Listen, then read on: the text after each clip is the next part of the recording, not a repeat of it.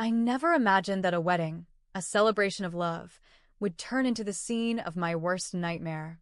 My cruel mother-in-law stepped forward and, without hesitation, slammed her leg into my pregnant belly. A sharp, blinding pain shot through me as I screamed and collapsed to the floor, clutching my stomach. Gasps filled the room, but no one stopped her. And then, just as I thought the worst had happened, something shocking unfolded, something that no one in that ballroom saw coming. My name is Nora Bennett, and I am 28 years old. If you had asked me a year ago what my life would look like now, I would have painted a picture of happiness, a loving husband, a peaceful home, and the excitement of motherhood. But life has a way of surprising you. Some surprises are beautiful, like finding out I was pregnant with twins. Others, well, they shake you to your very core. I wasn't born into wealth. My childhood was simple, filled with warmth and love, even if money was always tight. My parents worked hard. My father was a supermarket manager, and my mother cleaned houses in the wealthier neighborhoods of Boston. I learned early that the world treats people differently based on their last name and their bank balance. But I never let that define me. Then I met Ethan Carter. He was everything I never expected, a man born into privilege yet grounded and kind. Our love was real, the kind that didn't care about social status. A year ago, we got married, and I thought I had found my fairy tale. But fairy tales often come with villains. In my case, that villain was Victoria Carter, my mother-in-law, a woman who wore elegance like armor and used her power to control everyone around her. From the moment Ethan introduced me to his family, she made it clear I was not welcome. At first, it was subtle, backhanded compliments, dismissive smiles, cold glances across the dinner table. But as time passed, she became bolder. She believed that wealth and power gave her the right to manipulate, to dictate who belonged and who didn't. And in her eyes, I was an outsider, an inconvenience. Then there was Lauren Carter, Ethan's sister. She had been raised under Victoria's shadow, molded into the perfect heiress, privileged, entitled, and just as cruel as her mother. While Ethan tried to shield me from their judgment, he wasn't always there to see what they truly were. For the first few months of our marriage, I ignored their hostility. I believed that if I was patient, they would accept me. But everything changed the day I found out I was pregnant. When Ethan and I saw the ultrasound, our world shifted. 2 tiny heartbeats. Twins. Ethan was overjoyed, already talking about names and nursery colors. I was nervous but excited. It should have been the happiest time of my life. But Victoria saw my pregnancy as a threat. To her, I wasn't just an unwanted wife. I was now carrying the next generation of the Carter family. And she wasn't about to let an outsider raise her grandchildren. Her visits became more frequent, her words sharper. You need guidance, dear. Raising Carter children is a responsibility, not a hobby. Lauren wasn't any better. She would smirk, hand resting on her designer dress, and say, "Are you sure you're ready for this?" The Carter name comes with expectations. I should have walked away, but I told myself it didn't matter. Ethan loved me. Our babies were safe. Then, Lauren announced her wedding. A grand affair, planned with the kind of extravagance that only old money could afford. And I, the unwanted Carter by marriage, was expected to attend. What I didn't know was that this wedding would change everything. That was the day my world shattered. That was the day Victoria showed me just how far she was willing to go. I didn't want to go. Every part of me knew that walking into Lauren's wedding meant stepping into a battlefield where I was already outnumbered.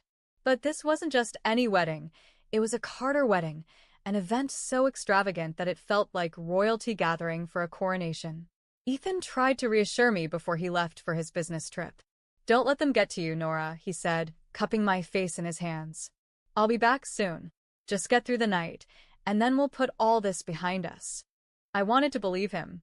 I wanted to think that I could endure a few hours of forced smiles and polite conversation. But deep down, I knew better.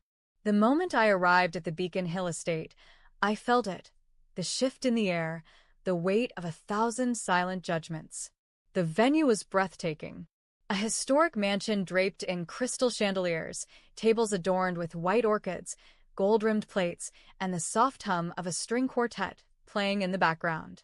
Guests moved through the ballroom like actors in an expensive play, each one perfectly styled, every conversation dripping with wealth and influence. I wasn't part of this world, and they knew it. Victoria spotted me the second I walked in.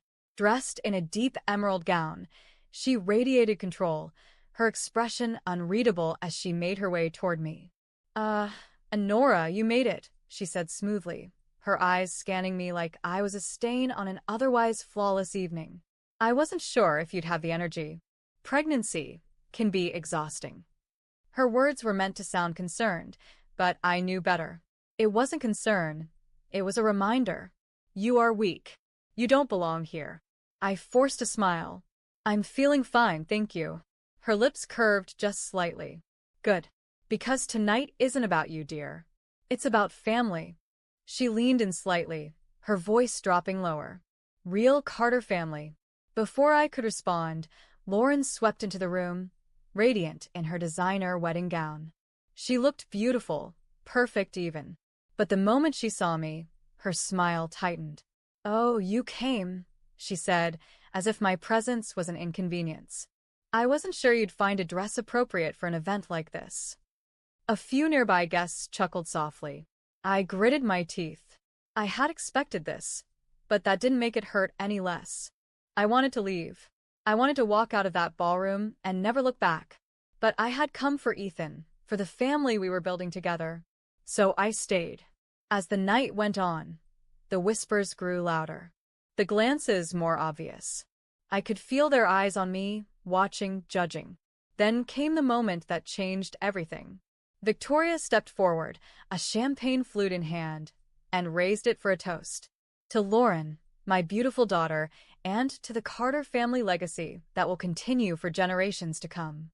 She turned slightly, her gaze locking onto mine. Because a family is only as strong as the people we choose to bring into it. Her meaning was clear. I wasn't one of them. I felt my chest tighten, heat rising to my face. I couldn't sit through this any longer. I needed to leave. I turned, ready to walk away, but before I could take a step, Victoria's voice cut through the air. "Where do you think you're going?" I froze. The room went silent. Then, Victoria Carter did something I never expected. She took a single step forward, then lifted her foot and kicked me. Hard. Right in the stomach. Pain exploded through me. A sharp, tearing agony that stole the air from my lungs. I gasped, clutching my belly, as my knees buckled beneath me. I heard gasps, the clinking of glasses as guests turned to watch in horror.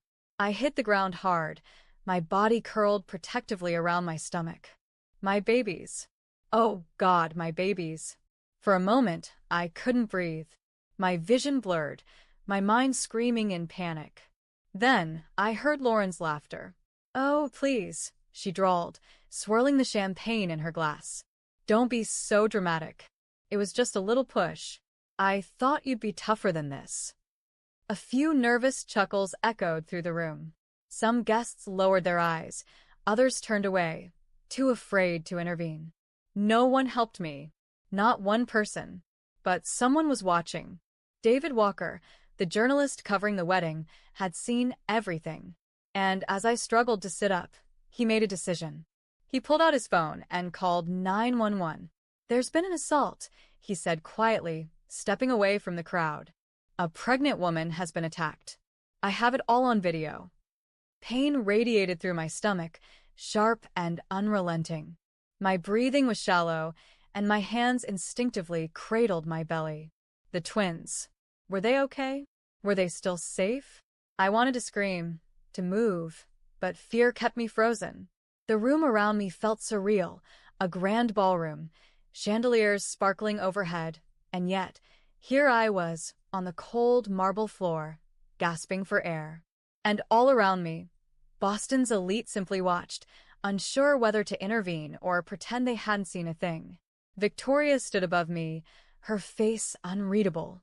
She had just kicked her pregnant daughter-in-law in front of hundreds of people, yet there wasn't a trace of remorse. If anything, she looked amused. Lauren, standing beside her, smirked. "You always were overly sensitive," she said, taking a sip of her champagne as if nothing had happened. I clenched my jaw, willing myself to stay strong. But before I could react, the doors to the grand ballroom burst open. Boston Police. Nobody moved. Gasps filled the room as two officers strode inside, their expressions unreadable but commanding. Detective Ryan Collins was the first to speak. His voice rang loud and clear, cutting through the tension like a knife. "Victoria Carter, you are under arrest for aggravated assault on a pregnant woman." A stunned silence followed his words. The crowd parted instinctively as the officers approached Victoria. She blinked, her carefully curated composure momentarily slipping. "What?" she said, voice sharp with disbelief. "That's absurd." Detective Collins remained unmoved. "We have a recorded statement and video evidence of your actions."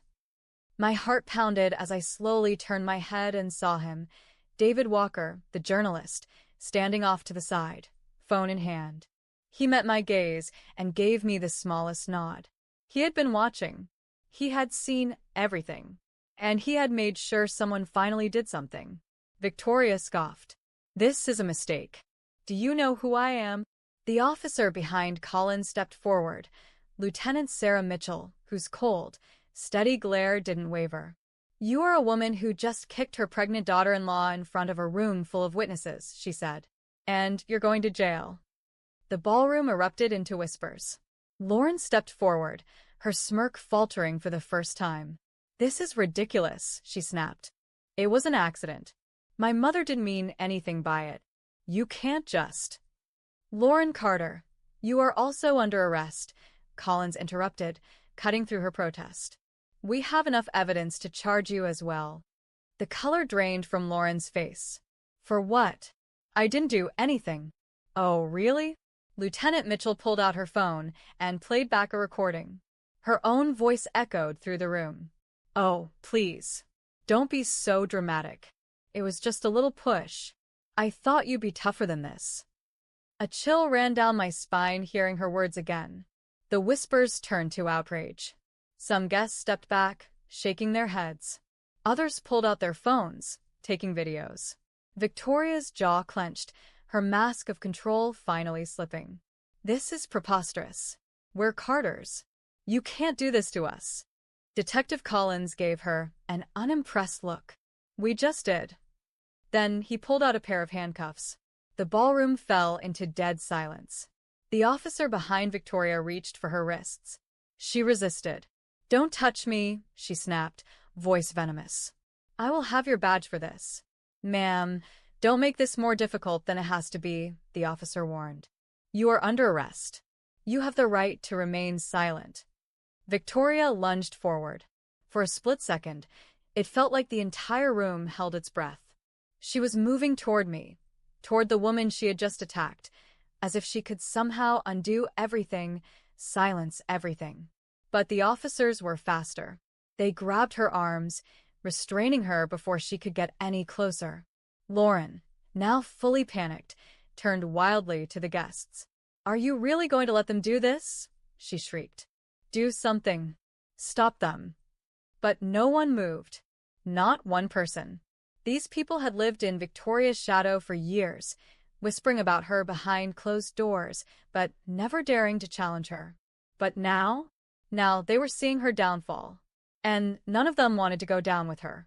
Lauren let out a strangled sob as the officer snapped the handcuffs onto her wrists. "No. No, this isn't happening," she wailed, thrashing. "Mother, do something." But Victoria couldn't do anything. Not anymore. With her hands bound, she finally looked at me. For the first time, she seemed to truly see me. Not as an inconvenience. Not as an outsider. But as someone she had underestimated. I stared back at her unflinching. I had won. I wasn't weak. I wasn't beneath them. And I had made sure the world saw who they really were. I forced myself to sit up, my hand still cradling my belly, breathing through the pain. My babies were still safe. That was all that mattered. The officers led Victoria and Lauren toward the exit. The whispers in the ballroom grew louder. Someone in the back clapped. Then another. And another. By the time they were dragged through the doors, the applause filled the room. But I barely heard it, because as soon as they were gone, the paramedics rushed forward. One of them, a woman with kind eyes and a calm voice, crouched beside me. "Ma'am, we need to get you to the hospital. Can you stand?" I nodded weakly, gripping her offered hand as she and another medic gently helped me onto a stretcher. The last thing I saw before they wheeled me away was David Walker, the journalist, watching from a distance. He met my gaze. And this time, I was the one who nodded. He had helped me. Now it was time for me to make sure they never hurt anyone else again. The cold air hit my face as the paramedics wheeled me out of the grand ballroom and into the night. My body trembled, not from the weather, but from the sheer exhaustion, the pain, and the reality of what had just happened. The once celebratory atmosphere of the wedding was now a crime scene, and I was at its center. The flashing red and blue lights of the police cars illuminated the stone driveway. Guests stood outside, murmuring among themselves. Their elegant evening were now a stark contrast to the chaos that had unfolded. The paramedics worked quickly, securing me onto the stretcher inside the ambulance. One of them, a woman with sharp but kind eyes, leaned over me. "I'm Sarah. We're going to Massachusetts General. You're stable, but we need to monitor the babies. Have you felt any unusual cramping?" I struggled to focus. I don't know. Just pain. A lot of pain. She nodded, glancing at the monitor as another paramedic wrapped a blood pressure cuff around my arm. "That's normal after trauma like this. The important thing is that we get you checked immediately. Try to breathe deeply, okay?" Breathe. I exhaled shakily, my hands instinctively pressing against my belly. The twins. Were they okay? The siren blared as the ambulance pulled away from the estate. My mind swirled with everything that had happened. The attack, the shock on the guests' faces, Victoria's arrogance turning to rage, the moment her wrists were bound in cold steel. She was gone. For the first time in months, I felt free. But my relief was overshadowed by one terrifying thought. What if the kick had harmed my babies? The paramedics continued speaking, but their voices blurred. I needed Ethan. I needed him now. With shaky fingers, I reached for my phone. I pressed his contact, and the phone rang. Once. Twice. 3 times. Then, "Nora?" His voice was groggy, but the moment he heard my breathing, he was fully alert. "Ethan," my voice cracked. "I'm in an ambulance." A beat of silence. Then, what happened? I swallowed the lump in my throat. Victoria. She kicked me. In the stomach. Right in front of everyone. The silence on the other end was deafening. When he finally spoke, his voice was low and dangerous. "She did what?" "David Walker called the police. She's been arrested. Lauren, too." Another pause. I could hear his breathing shift, heavy and uneven. "Are you okay?" I exhaled. "I don't know. I need you here. I'm getting on the next flight." There was no hesitation. "I'll be there first thing in the morning. Stay with the doctors. Don't worry about anything. I'll take care of this." I closed my eyes, letting his voice ground me. He was coming. The ambulance turned sharply, pulling into the hospital bay. The back doors swung open, and I was wheeled out into the fluorescent-lit emergency entrance. Doctors and nurses were waiting. "Mrs. Carter, we're going to check the babies now," one of them said, moving swiftly. I squeezed my phone tighter, feeling the warmth of Ethan's voice still lingering in my mind. "Please. Let them be okay." I was wheeled down the corridor, my heart pounding with every passing second. Everything else, the wedding, the scandal, Victoria and Lauren's arrest, none of it mattered anymore. The only thing that mattered now was the 2 tiny lives inside me. The hospital room was quiet except for the soft beeping of the monitors and the occasional footsteps of nurses outside my door. I hadn't slept. I had tried, but every time I closed my eyes, I could still see Victoria's face, the cold, calculated expression right before she struck me. But more than that, I could feel the panic. The fear that had wrapped around my heart the moment I hit the floor, clutching my stomach, wondering if I had just lost my babies. The twins. A sharp knock on the door pulled me from my thoughts. A nurse stepped in, smiling softly. "Good news, Mrs. Carter. The doctor just finished reviewing your scans and would like to speak with you." I nodded weakly, shifting slightly in the hospital bed. My entire body ached. Moments later, Dr. Patel, the obstetrician, entered the room. He was a middle-aged man with kind eyes, holding a tablet in his hands. "Nora," he said, sitting beside me, "I won't keep you waiting any longer. We ran a full ultrasound and fetal monitoring test, and I'm relieved to tell you that your babies are both safe." The breath I had been holding in finally released. They were safe. Tears stung my eyes, a mixture of exhaustion, relief, and the overwhelming weight of the past 24 hours crashing into me. "Thank you," I whispered. Dr. Patel gave me a reassuring smile. "That being said, you need to be extremely careful for the remainder of your pregnancy. The stress and trauma could have caused complications, and while there's no immediate danger, we want to avoid any premature labor risks." I nodded. "I'll do whatever I need to. Just tell me how to protect them." He patted my hand gently. "Rest, hydration, and no stress. Which means no more dealing with toxic people like the ones who put you here in the first place." I let out a soft laugh, dry, exhausted, but real. The doctor gave me one final reassuring glance before standing up. "A nurse will be in shortly to check your vitals. Try to rest, okay?" I tried. But the moment he left, my mind wandered again. Ethan. I needed him here. I needed him more than I ever had before. And as if the universe had heard me, the door swung open. I barely had time to react before Ethan rushed in, eyes frantic, breathing heavy as if he had run the entire way from the airport. "Nora." The sound of his voice, the sheer relief in it, shattered something inside me. I broke. Tears spilled down my face as I tried to sit up, but before I could move, he was there. His arms wrapped around me, warm, strong, shaking. I pressed my face into his chest, inhaling deeply. He smelled like home. "I'm here," he murmured, his voice raw. "I'm here, baby. I'm so sorry. I should have been here." I shook my head, my fingers gripping his shirt. "She kicked me, Ethan." My voice cracked. "She kicked me and she laughed." His entire body tensed against mine. His breathing was controlled, but I could feel the fury beneath it. "She's never going to hurt you again," he promised, his voice low, dangerous. "I swear it, Nora. She's done." I pulled back just enough to look into his eyes. "They're okay?" I whispered. "The babies. They're okay."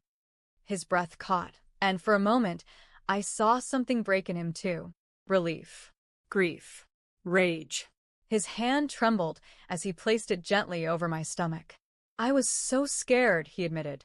"I thought I was going to lose all of you." I covered his hand with mine.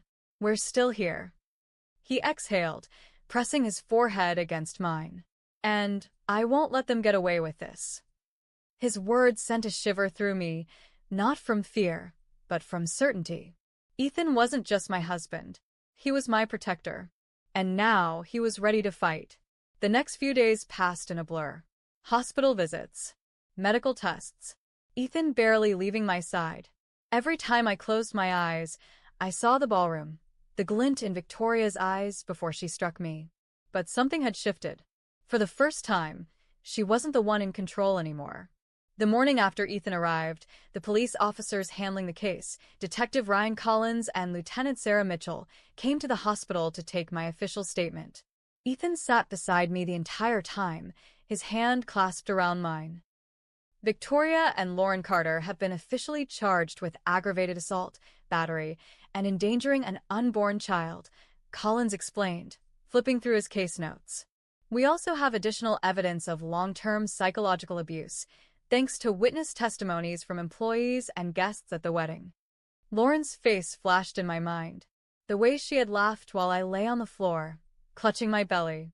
She deserved this. They both did. "What about David Walker's recording?" Ethan asked, his tone sharp. Lieutenant Mitchell nodded. His video is a crucial piece of evidence. Between that, the witness statements, and your medical reports, we have a strong case. The trial will move forward within the next month. I let out a slow breath. A trial. A real chance at justice. But what the detective said next was even more shocking. There's more, Collins continued. Once news of Victoria's arrest spread, former employees of the Carter family began coming forward. Housekeepers, personal assistants, even former charity workers from Victoria's foundation. Ethan stiffened. What do you mean? Mitchell handed him a folder. Financial fraud, tax evasion, employee mistreatment. And that's just the beginning. I swallowed. She's been hurting people for years, hasn't she? Collins gave me a grim nod. And she thought no one would ever stand up to her. Until now. A slow, deep realization settled in my chest. Victoria didn't just hurt me. She hurt everyone she could control. And now, all of her secrets were finally unraveling. The courtroom was packed. Reporters, lawyers, strangers who had been affected by Victoria's actions. And me. I sat beside Ethan, my baby bump now more pronounced, my heart racing as the judge entered. Victoria and Lauren sat at the defense table, looking nothing like the powerful women they once were. Gone were the designer dresses and the air of invincibility. They were just criminals now. When the trial began, the evidence was damning. David Walker's video was played for the jury. The room was silent as the screen showed Victoria kicking me, Lauren laughing. The look of pure cruelty on their faces. Then came the witness testimonies, housekeepers describing years of mistreatment, former charity workers exposing fraud. The final blow was when the prosecutor presented bank statements and offshore accounts, proving Victoria had stolen millions from her own foundation. By the time the trial neared its end, the jury had already made up their minds. Victoria sat stone-faced as the judge read the verdict. Victoria Carter, you are sentenced to 15 years in prison. Lauren Carter, 7 years. Lauren let out a strangled sob. Victoria? She didn't react. Not even once. But I knew this was the moment she had lost everything. She had spent her life building a kingdom of power, and now it had all come crashing down. Ethan squeezed my hand.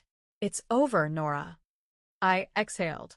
For the first time in months, I felt truly free. The trial was over. Justice had been served. Victoria Carter, the woman who had spent her entire life controlling and destroying others, was now nothing more than an inmate.